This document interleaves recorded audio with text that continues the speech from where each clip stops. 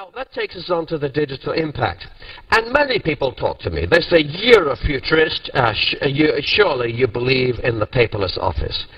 And I say, yes and no. Because life is quite complicated. You see, let's have a look at the realities of it.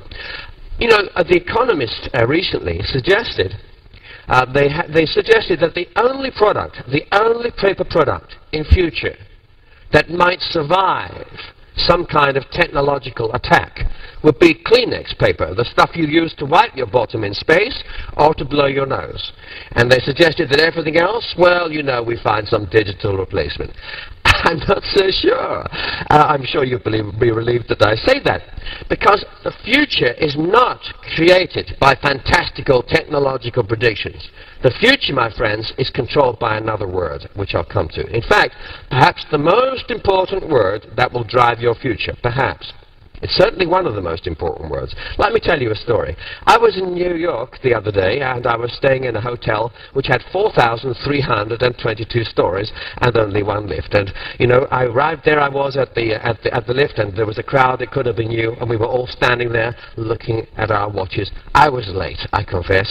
I had 5 minutes to get down, connect the computer, get onto the stage. Not quite that bad. I was stressed. Now, at that moment, we were all standing there, the lift button is lit. I'm 4,000 stories up. I was tempted at that moment to do something totally crazy. I was actually tempted, for a moment, to press the lift button more than once. Now, confession time. Yes, let me ask you too. Put your hands up if you too, like me. I'm not saying you would do such a crazy thing, but yeah, from time to time you have been tempted in an irrational moment to actually touch that lift button again. Put your hands up if you've actually done that. Okay, you've actually done it. Yes, well, you see, like me. Now, we talked about astronauts just now. You see, I have one question I want to ask the astronauts. You see, I'm going to ask you. I was talking to 850 airline pilots. By the way, I mean, what was I doing? What was I thinking of when I pressed that lift button more than once? Can I control a lift more than Bill Gates himself? Of course not. I was totally irrational. But yet, I was talking to 850 airline pilots. I asked them this question. Put your hands up if you talk to the lift. Come on, baby, it's time to come. They all put their hands up. Let me ask you a question. I don't know what the answer will be, because astronauts are very strange people. But let me tell you, let me ask you a question. Do you remember at any time during your 14 days in space anyone talking to a piece of equipment? Most likely, yes. There we are. Crazy. No. Well, listen, I just want you to remember one thing. When we are under pressure, we can all behave totally irrationally.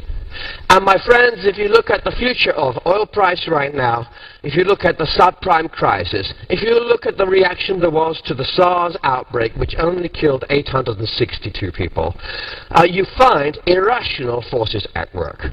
And in the future of the paper and the pulp industry, even though there are big issues like demographics, energy costs and the rest, there are, I suggest, some very powerful irrational forces, emotional forces, that will drive the future.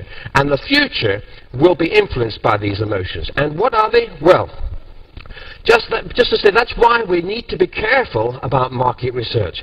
Market research will tell you the future for the next few days, but it doesn't always give you the right answer about the use of paper packaging for the next decade, or the use of books, or the readership of magazines. Why?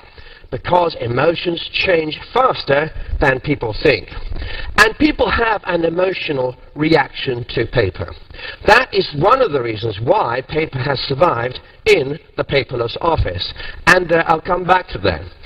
You know, people have an emotional reaction to a piece of paper that they have written on. It becomes part of them in a different way than a piece of computer code on the screen. Yellow Pages, yes, they're under pressure from Google Maps. Yes, direct mail is under pressure from email distribution and the rest. Yes, it's true that paper letters look like the last century. But there are surprises here. Look how well books are doing. I'm a great believer in books. I've written 12 of them. In fact, books have grown as a market by 2.5% in the US over the last few years, per year. Why? Well, one of the reasons is because people are emotionally connected with a book. They pick up a book, they hold it in their hands, they smell it, they write in it, it becomes part of them. They keep the book, they put it on the shelf. If you want to burn a book, if you want to make a headline in the national media, go to the market, it's one of the markets where they sell vegetables in Stockholm with some books by a poet, a particular poet, or by a particular novelist, and go and burn them in a public place. I guarantee CNN will be there. Why? Because it is such an emotional thing. Tell me, would CNN be there if they burned some newspapers? No. Magazines by the same writer? No. Book? Yes. Because there is something almost spiritual about a book. Remember, emotion. And books, talking of books, even books are under pressures too. When the English editions of Harry Potter were brought out, there was a big campaign that they had saved nearly 200,000 trees because of the way that the books were made. But let me just come back to something to do with medicine. You see, there's something very important about paper. It's not just the emotional connection, it's a biological connection. Let me explain. Your eye can process 3,000 terabits of data every second. Your ears, only about 112,000 bits of data. If I speak faster than 100 words per minute, my words disappear into chaos. But you can read a newspaper at around 3,000 words or 10,000 words per minute. You don't read every word. You just stand and you turn the pages. And you know what is in it, you know what is not in it. You cannot possibly process that amount of data on a screen like this one, which is only 1024 pixels that way by 768, or even on a high resolution screen. There is not enough visual data coming into your brain from the screen. And that, my friends, is why reading a newspaper online is such a crazy waste of time. And you know, my friends, if you have a huge report sent by email, there is only one sensible way to read it from the point of view of your time and energy, which is, sadly, for the environment, good for you, which is to print it all out and scan it, skim it through, and bin it back again.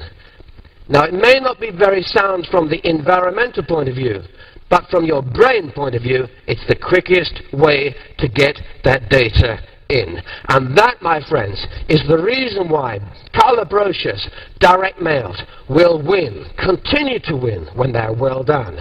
It's the reason why a book is such a pleasure to hold. It's the reason why, for serious readers like me, who have to read the equivalent of 3 books every morning of national papers, I have to read it every day to keep abreast of the future. For me, I have to do it on paper. If they stop printing newspapers, I will have to print them at home, and I will print them on the largest sheets I can find, because my time really, really matters.